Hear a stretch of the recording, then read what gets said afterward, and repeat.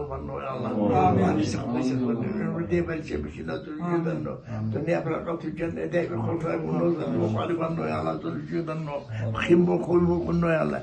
Cemaate tuluşuyordan cemaat çevirben o cemaat tuluşuyordan o. Her türlü dinde lukun her türlü koymuluk kimulukun kurabayın o Allah.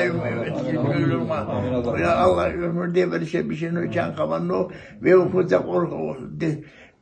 Mevlududular, orhududular, zikirdi bişlen, bizi tuttu, bıçan zanat oluşudururlu. Çevirbenno mukusaka kuşikun zanat sesiyor ya Allah.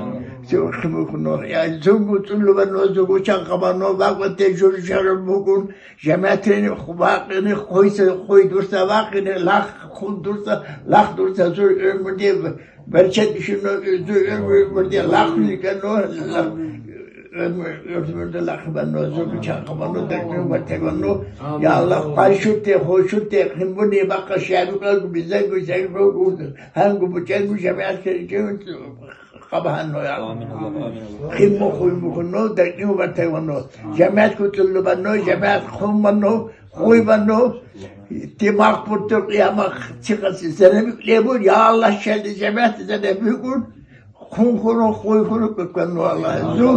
Zul buçoy şettirdi kubur çetkunu vaşarı aliza kuyunu ben şu ümniyetu kımının kurabordu kımı bulliye kutkanno Allah. Zullu ben nozu çakabanno teknüme teganno ömürde ben şunu turşak hoşi hunnim bitilo vakti hak rehet bulliye hak onları zabusle buçi bulliye hak onları teknüme teganno çakabanno Allah.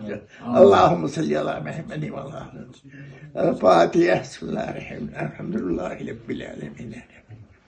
İyyâke na'budu ve iyyâke nestaîn.